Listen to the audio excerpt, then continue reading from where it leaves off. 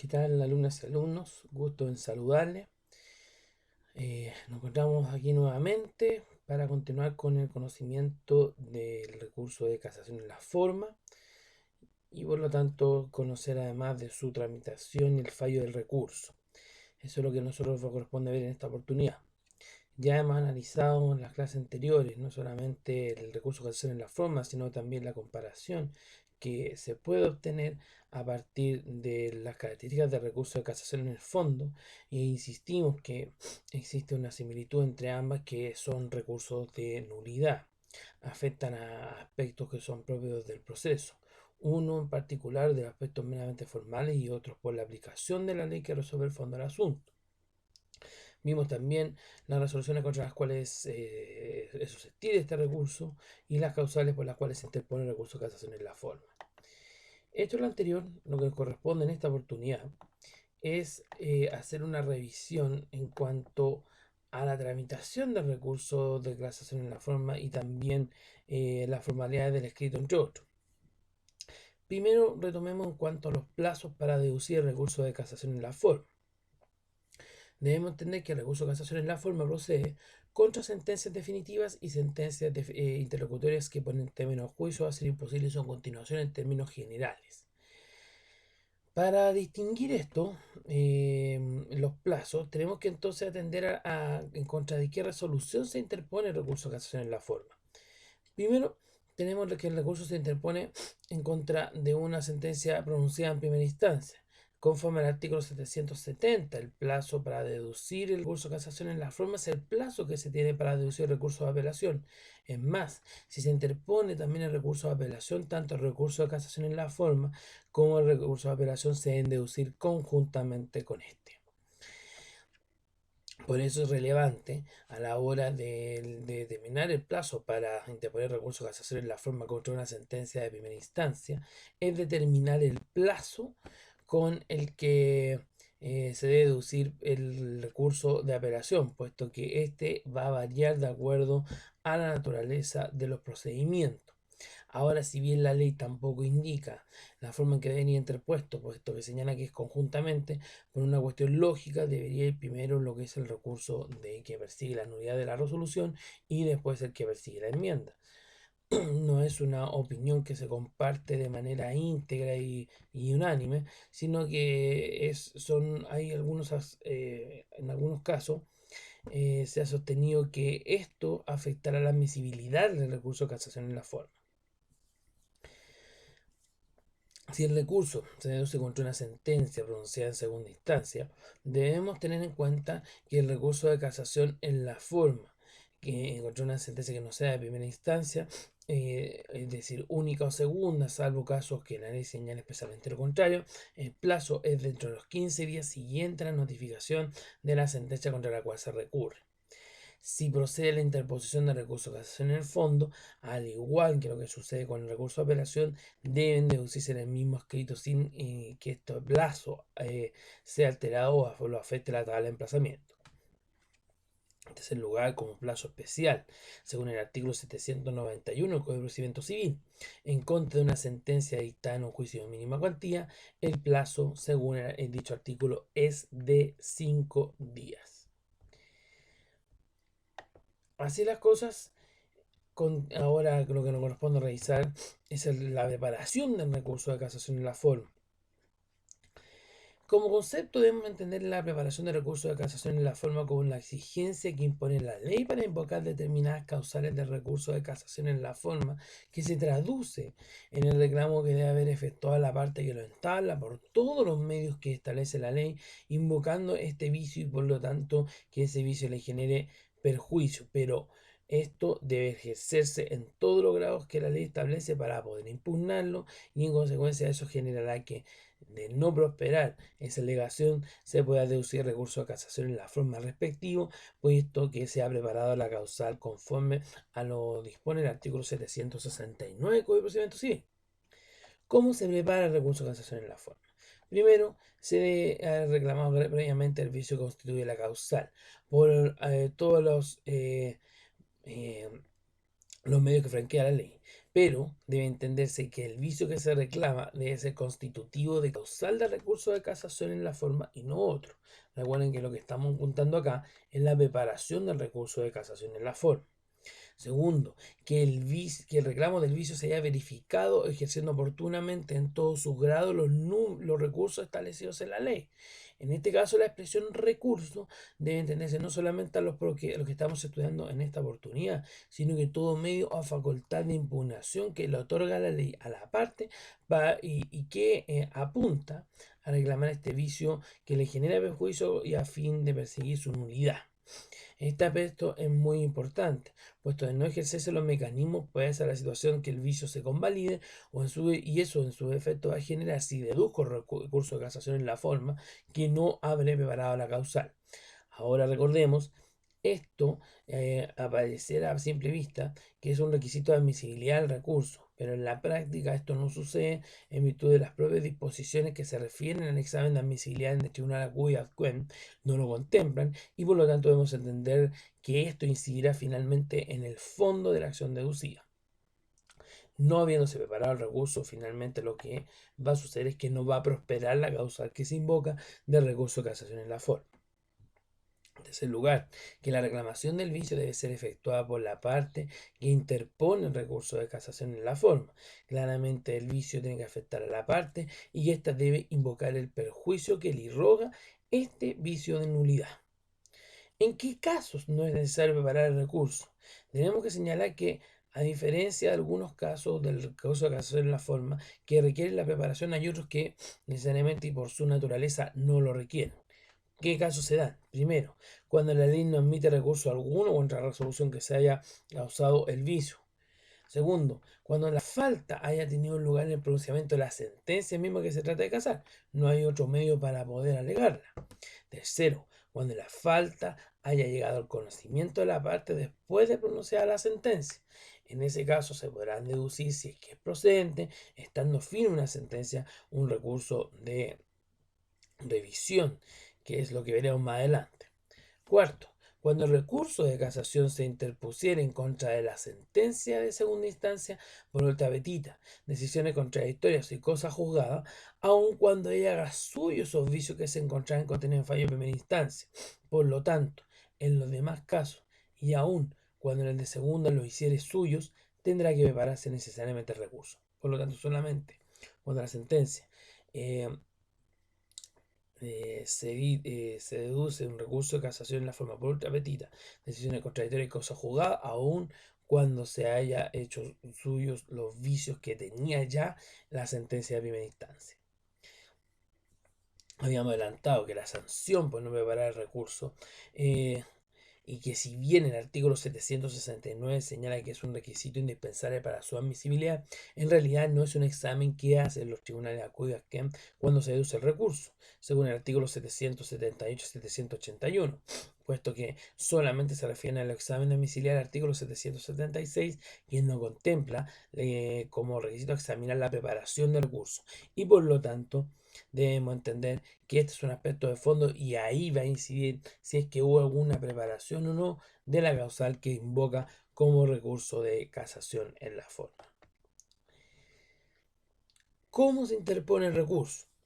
El recurso primero debe constar por escrito y debe tener los requisitos comunes a todo escrito de acuerdo a las reglas generales. Ahí debe enunciarse el vicio o defecto en que se funda. Hay que recordar que interpuesto el recurso no se puede hacer valer ninguna modificación de ningún género, a pesar que yo advierta después que existe otro vicio que es susceptible de causal de recurso de casación, incluso si estuviera preparado. Esto es sin perjuicio de las facultades que tiene el tribunal, un aspecto que vemos más adelante, de poder casar de oficio la sentencia. Y es este aspecto que refleja claramente lo que nosotros conocemos como la preclusión por consumación. En tercer lugar, debe señalar la ley que concede el recurso por la causal que se invoca. Esto según lo que dice el artículo 772 del Código de Procedimiento Civil.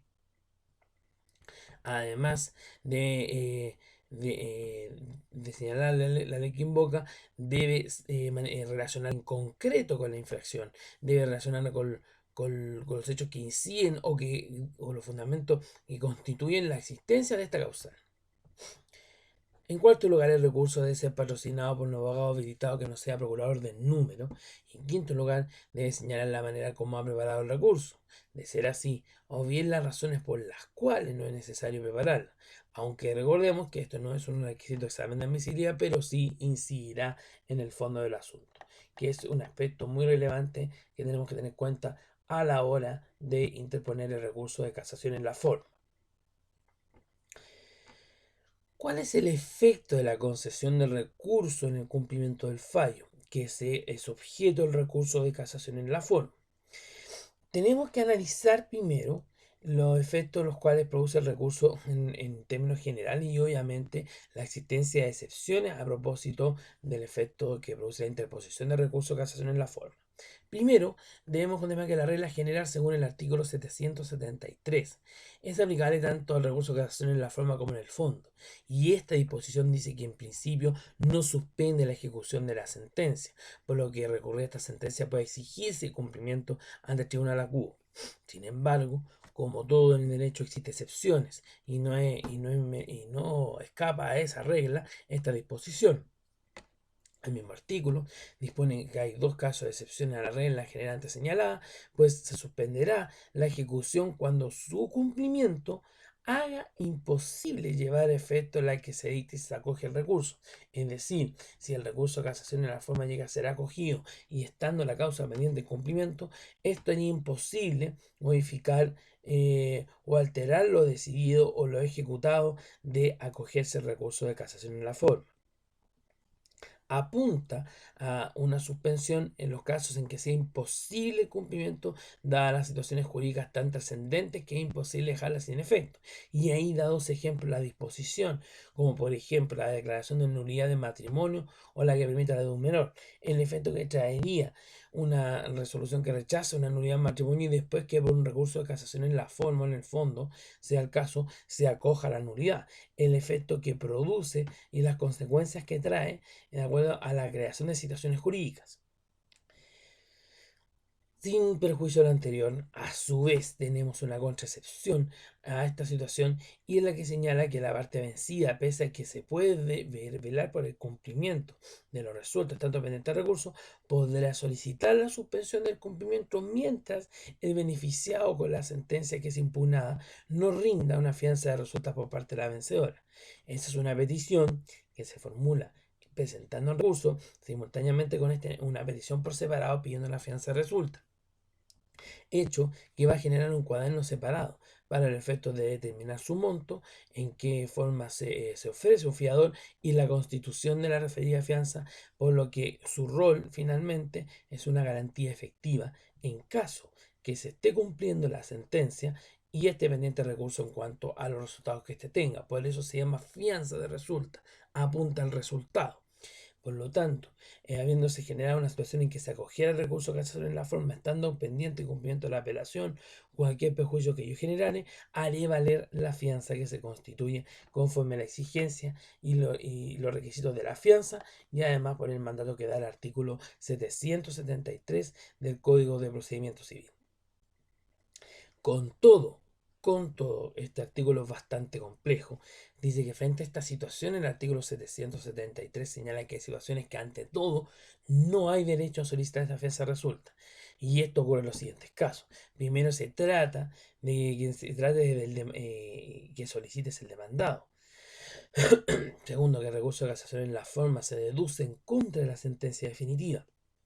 Tercero, que dicha sentencia se hubiera pronunciado en un juicio ejecutivo, en un juicio posesorio, los interdictos, en los juicios de desahucio y en los juicios de alimentos, en relación al derecho de alimentos que se tramitaba con anterioridad en judicaturas distintas y ahora debemos hacerlo aplicable en los casos que se sigan ante los procedimientos de la ley de tribunal de familia. De este modo, debemos entender que, por regla general, en consecuencia, hay una, eh, hay una norma que da cuenta que no suspende el cumplimiento sin perjuicio que pueda tratarse de una situación que haga imposible el cumplimiento de lo resuelto en el recurso, de verificarse aquello en relación con el cumplimiento y que con todo se pueda rendir esta fianza resulta, salvo en los casos que señalamos expresamente.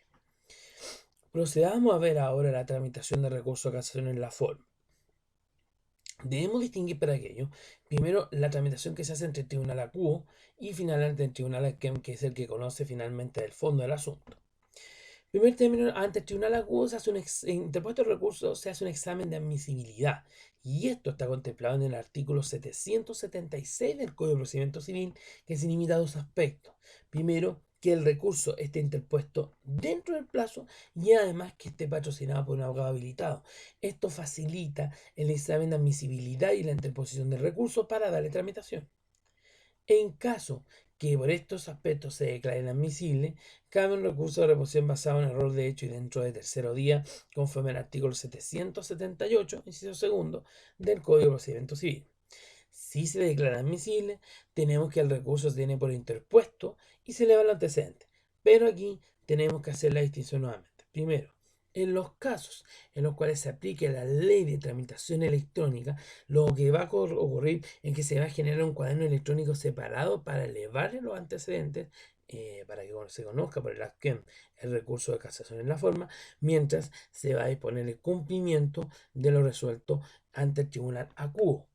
En segundo lugar, debemos considerar, de frente a lo anterior, que en los casos en los que no se aplique la ley de tramitación electrónica se va a tener que cumplir con las cargas del artículo 197, inciso segundo, del Código de Procedimiento Civil, que hacía mención el antiguo artículo 776, es decir, la carga de consignar compulsa una vez notificada la resolución que concede el recurso.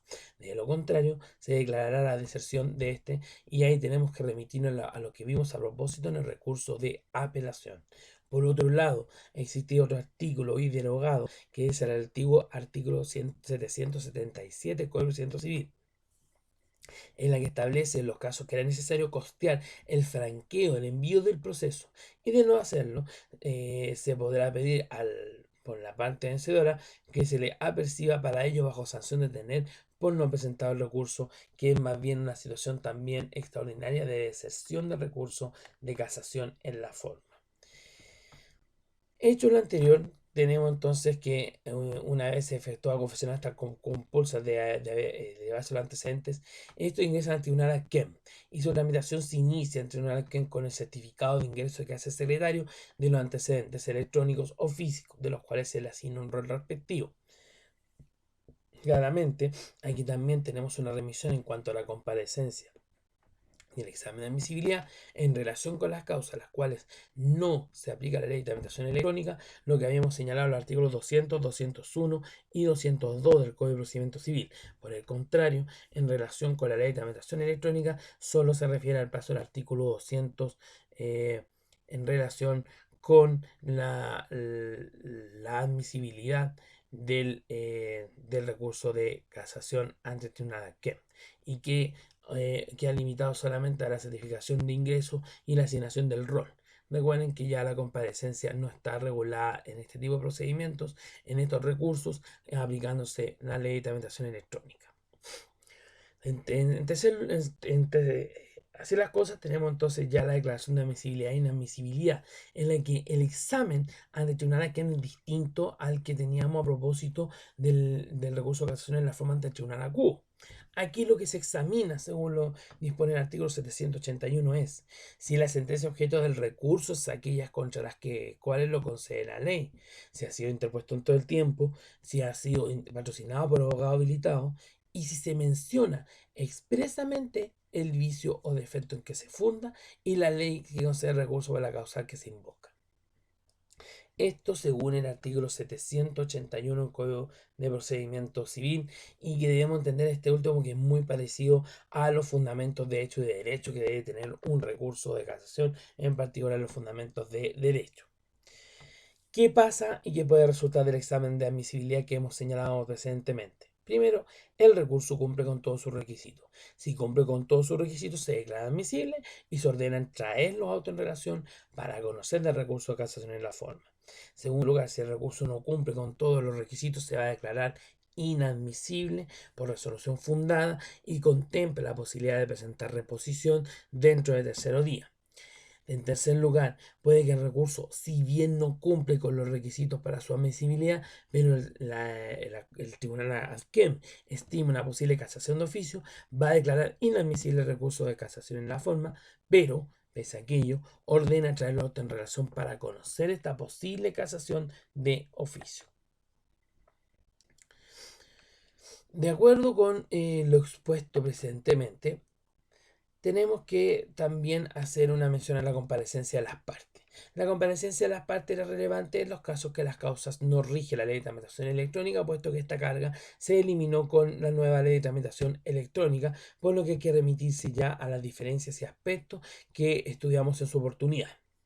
En cuanto a la designación de abogado patrocinante, sin perjuicio que se exige una designación de abogado en el recurso al interponer el recurso de casación en la forma, a propósito de los recursos de casación contra sentencias pronunciadas en segunda instancia en juicios de mayor cuantía o menor cuantía y juicios especiales, es facultativo designar un abogado patrocinante hasta antes de la vista del recurso, el que puede ser el mismo que no patrocinó dicho recurso. Esto según el artículo 803 del Código de Procedimiento Civil.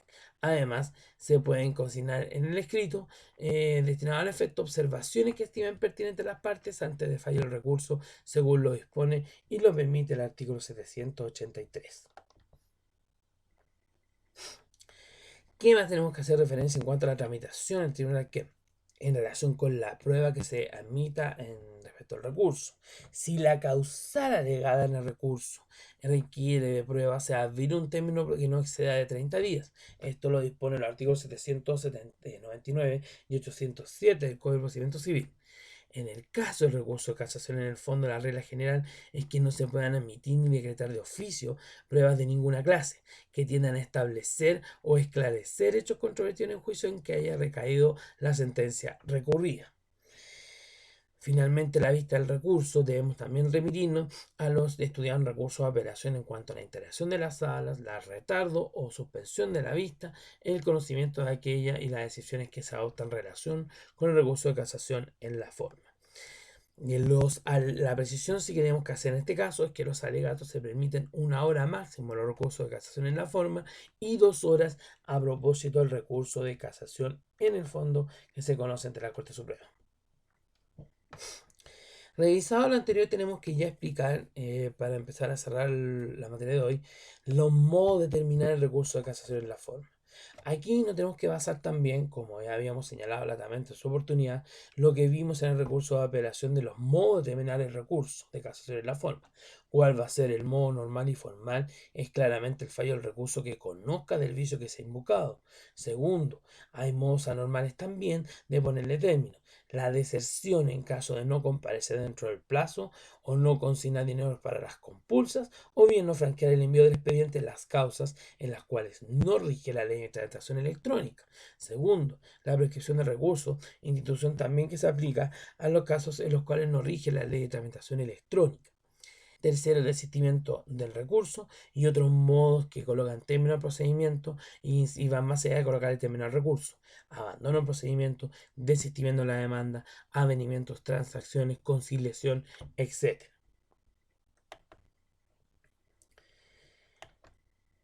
Para continuar, debemos tener en cuenta además que, y ahora refiriéndonos al fallo del recurso de casación en la forma, debemos tener en cuenta que en cuanto al fallo del recurso, consta que existe una situación propia en los recursos de casación en la forma en que está facultado el tribunal antes de entrar a conocer del mismo. Esto según el artículo 768. En ese artículo se señala expresamente que el tribunal podrá limitarse a sí mismo a ordenar que la causa sea completada, devolviendo el antecedente al tribunal acuo cuando el vicio en que se funda el recurso sea una falta de pronunciamiento sobre alguna acción o excepción que se haya hecho valer oportunamente en el juicio. Esto es una facultad que tiene el tribunal para poder pedirle al acuo que complete la sentencia en aquella parte que no hubo un pronunciamiento.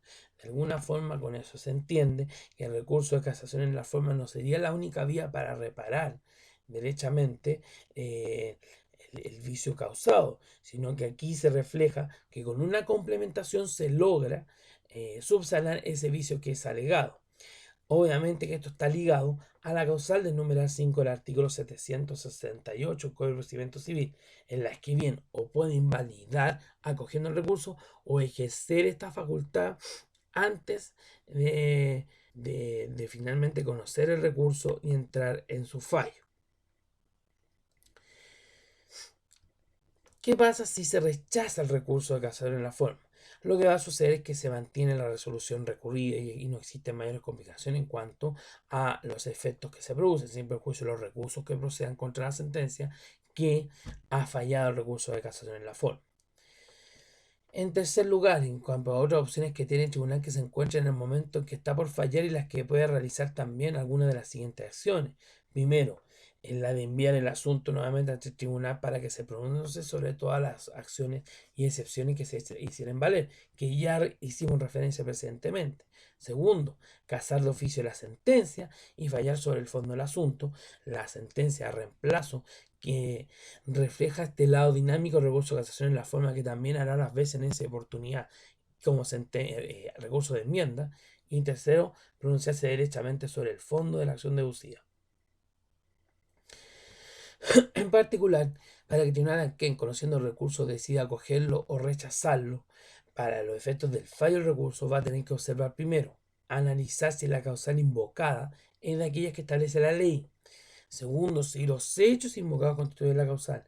Tercero, si el vicio provoca un perjuicio que sea reparable solo con la invalidación de la sentencia. Este principio de trascendencia que debe tener el perjuicio para recurrir de casación en la forma y con eso, solo con la nulidad que pueda permitir la casación acogida, subsanar el perjuicio causado. Además, debe indicarse si ese vicio, obviamente apelando a este principio de trascendencia, ha influido en lo dispositivo del fallo. En este punto, puede el tribunal desestimar el recurso de casación en la forma si de los antecedentes aparece de manifiesto que el vicio no ha influido en lo dispositivo del fallo, aspecto que en todo caso queda a criterio y a visión del tribunal que conociendo de los hechos y la forma en que se ha tramitado el recurso y estudiando el vicio que se ha invocado. Es acá, en este punto, también que va a incidir claramente si el recurso de casación en la forma en cuanto a la causal invocada y si procede ha sido preparado o no por todos los medios que franquee la ley. ¿Qué otras situaciones especiales también están ligadas al fallo del recurso de casación en la forma? Primero, puede que el recurso se deduzca y se puede deducir conjuntamente con recurso de apelación en caso de sentencia de primera instancia. En una sola sentencia se deben fallar ambos, y si se acoge el recurso de casación en la forma, por ende, se omitirán pronunciamientos respecto al recurso de apelación, se le va a tener derechamente por interpuesto.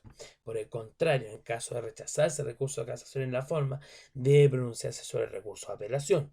Esto puede suceder cuando el tribunal advierte incluso que el perjuicio aparece señalado tanto en el recurso de casación en la forma como en el recurso de apelación. Por lo tanto, el perjuicio causado, si es que existe un vicio, no es solamente invalidable con la declaración de nulidad, y eso va a generar que mi recurso de casación en la forma no prospere de acuerdo a este fundamento. En relación con el fallo del recurso de casación en la forma, también tenemos que el recurso se puede deducir conjuntamente con un recurso de casación en el fondo, en relación con las sentencias dictadas en segunda instancia. Esto según el artículo 808 del Código de Procedimiento Civil. Obviamente que acogerse el recurso de casación en la forma, no se tiene por interpuesto el recurso de casación en el fondo, puesto que si hay un vicio de forma es innecesario, es inoficioso entrar a conocer el fondo del asunto a través de recursos de casación en el fondo. ¿Qué pasa con los efectos del fallo de recurso de casación en la forma? Si se acoge, se procede al reenvío del expediente, a fin que el tribunal deba pronunciarse del asunto y dictar una nueva sentencia. En efecto, va a declarar la sentencia en qué estado debe quedar el proceso, si es que hay que anular parte de aquel, y finalmente el tribunal correspondiente deberá dictar la sentencia definitiva. Hay en ciertos casos, y en relación a este punto, que el tribunal conoce de la casación deberá, además, si acoge la causal, dictar un fallo, una sentencia de reemplazo, haciendo las veces virtualmente el tribunal acuo y por lo tanto provocando un efecto en el recurso de casación en la forma como un recurso de enmienda. ¿En qué causales debe dictar sentencia de reemplazo si se acoge el recurso? Primero, si se otorgó ultra petita. Segundo, si existe una omisión de los requisitos del artículo 170, la causa del numeral 5 del artículo 768. Tercero, haber sido dictada en otra pasada contra la autoridad de cosa juzgada. Cuarto, tener decisiones contradictorias.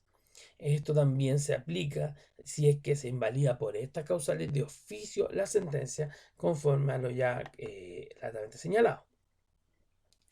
Lo anterior, ¿cuál es la justificación que tiene esto? Se basa en un principio de economía procesal a fin de evitar la remisión del expediente para el pronunciamiento sobre el fondo del asunto, lo que provoca finalmente que este, como había adelantado el tribunal Kemp, asume el rol virtual o ficticio de tribunal acudo.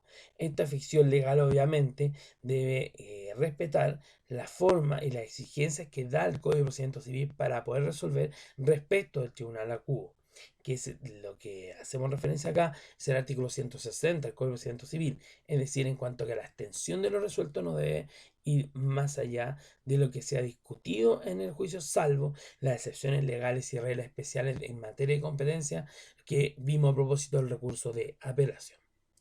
En definitiva, tenemos entonces que hay distintos exámenes de admisibilidad del recurso de casación en tribunal acude a Kemp. La tramitación, nos remitimos en reglas generales también a lo que vimos en recurso de apelación. Tenemos que el fallo del recurso puede ser por medio normal, que es el fallo directo del recurso conociendo del fondo, y los modos anormales, los efectos que produce y las facultades especiales que tiene el tribunal, incluso de ordenar que se complete la sentencia por parte del tribunal acudo, estando pendiente del recurso de casación. Y finalmente, los efectos que produce el fallo de acogerse este y en qué casos la sentencia del tribunal, acogiendo el recurso de casación en la forma, debe dictar una sentencia de reemplazo a propósito del vicio en que incurría la sentencia anulada. Con eso estamos culminando lo que es la tramitación del recurso de casación en la forma, en la cual hay algunos aspectos muy similares a propósito del recurso de apelación. Espero que esto haya quedado claro y continuaremos en otra oportunidad para ya ponerle término a lo que es el recurso de casación en la forma y así proceder al estudio del recurso de casación en el fondo como recursos de nulidad que están contemplados en el Código de Procedimiento Civil. Espero que les haya quedado muy claro y nos estaremos viendo en otra oportunidad. Hasta luego.